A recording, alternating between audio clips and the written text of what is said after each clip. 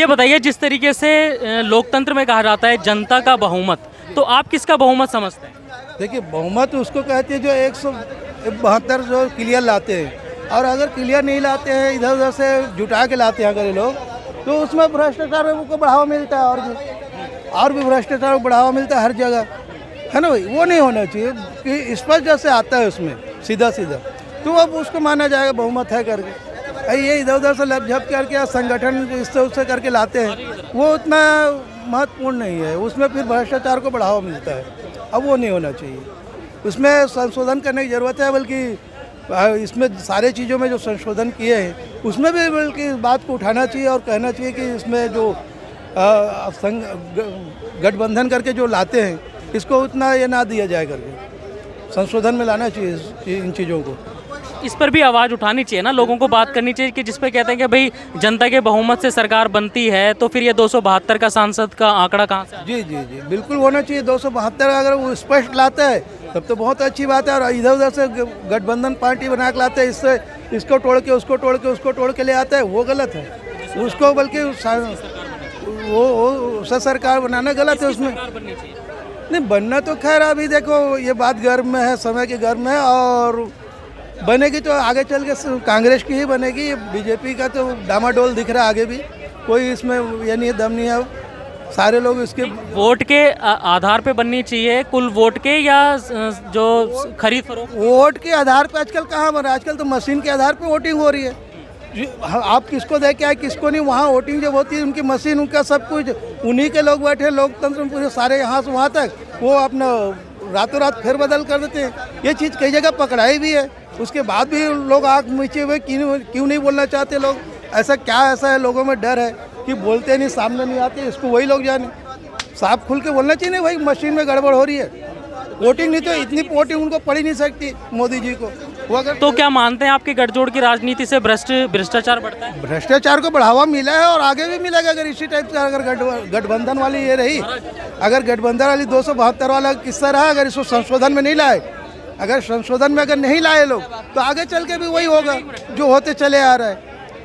ये बोलते हैं कि हम ये किए वो किए, जब जाके वास्तविकता पे धरतल पे जाके पहुँचो आप, तो समझ में आता है कि कहाँ क्या हुआ है जी। कितने लोग आज बेरोजगार हैं, एक घर में अगर आप जाके देखो तो एक घर में 3 बच्चे हैं तो उसके 2 बच्चे बेरोजगार हैं। ये बोलते इतने लोगों को हम ये किए वो किए, रोजगार बांटे, राशन बांटे, लाइट बांटे और सिलेंडर बांटे, कहाँ है भैया? दिखाना हमको। चले ग्राम पंचायतों में चले, गांव देहात में चले, वहाँ पूछे कि किसको कितना गैस मिला, किसको कितनी नौकरी मिली है और किसको क्या मिला है, तो वहाँ समझ में आ गया इनकी धरती खसक जाएगी, भागे किधर से इनको रास्ता नहीं मिलेगा। अब कई गाँवों में तो इनको बैन लगा दिया गया है, घुस भी नहीं सकती। बहुत से ग्राम पंचायत ऐसे जिसमें इनको बैन लगा हुआ है। तो ये राजनीतिक में भी जो है बदलाव की जरूरत है ना? बहुत ज़्यादा ज़रूरत है, बहुत ज़रूरी है बदलाव की, बहुत ज़रूरी है। बदलाव आना चाहिए और बदलाव आएगा आगे चल के। लोगों की आँख खुल रही है अब धीरे धीरे, और खुलेगी, और 24 में पूरा क्लियर हो जाएगा मामला। ये जो सत्य बहुमत पार्टी है और सत्यदेव चौधरी साहब जो आवाज़ उठा रहे हैं बहुमत के लिए, आप क्या कहना चाहेंगे इसमें? नहीं, उनकी आवाज़ सही है उस पर, बल्कि लोगों को ध्यान देना चाहिए, लोगों को जुड़ना चाहिए, ज़्यादा से ज़्यादा लोगों को जुड़ के उसमें साथ देना चाहिए, क्योंकि उन्होंने कोई गलत मुद्दा नहीं उठाया। अगर मुद्दा उठा रहे हैं तो बहुत सही मुद्दा है उनका, उसमें लोगों को साथ देने की ज़रूरत है। आज आवश्यकता इस बात की है कि लोग मिलजुल के उनको साथ दें और बढ़ावा दें, ताकि लोगों को समझ में आए कि होता क्या है। देखिए, देश का हर नागरिक टैक्स देता है, वो कह रहे हैं कि आपके जो टैक्स देने के बावजूद भी आपको तमाम परेशानियां होती हैं, नौकरी नहीं है, गंदगी में रह रहे हो, साफ़ हवा नहीं मिल रही, पानी नहीं मिल रहा। देखिए, ये तो जो है टोटल जो है वो शुरू से चले आ रहा है, सिस्टम बना के रखे हैं लोग। कर सारे लेंगे, कर जितना लेना चाहिए उससे ज़्यादा कर ले रहे हैं। अगर एक आदमी अगर माचिस की डिब्बी भी खरीद रहा है तो उसमें भी कर लगा हुआ है, लगा है ना, सारी चीज़ें लगी हुई है। लेकिन आदमी ले रहा है और वो जूझ रहा है, सारी चीज़ों से जूझ रहा है, घर परिवार चला रहा है, उसके बाद भी उसको हासिल क्या हो रहा है? कुछ नहीं, कोई उसको सुविधा नहीं मिली। ना नगर निगम वाले सुविधा देते हैं, ना कोई सुविधा देती, कोई सुविधा नहीं। आज गलियों में देखो कचरा ये वो पूरे पड़ा है ना, मतलब पड़ा है, क्या सुविधा दे रही? उन टैक्सों को ले जा कर क्या रहे हैं लोग, ये समझ में नहीं आता कौन से खाते में डाल रहे हैं। तो किस तरह सत्यदेव चौधरी के साथ में खड़े होने की ज़रूरत है जो प्रत्याशी हैं?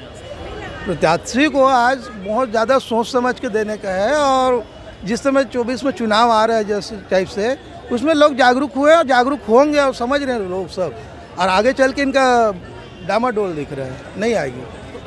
आप सत्य बहुमत पार्टी का और सत्यदेव चौधरी साहब का समर्थन करते हैं? मैं सत्यदेव पार्टी का तहे दिल से मैं समर्थन करता हूँ और लोगों से कहूँगा कि ज़्यादा से ज़्यादा जुड़ के उनको साथ दे। यही मेरी यह शुभकामना है उसके साथ।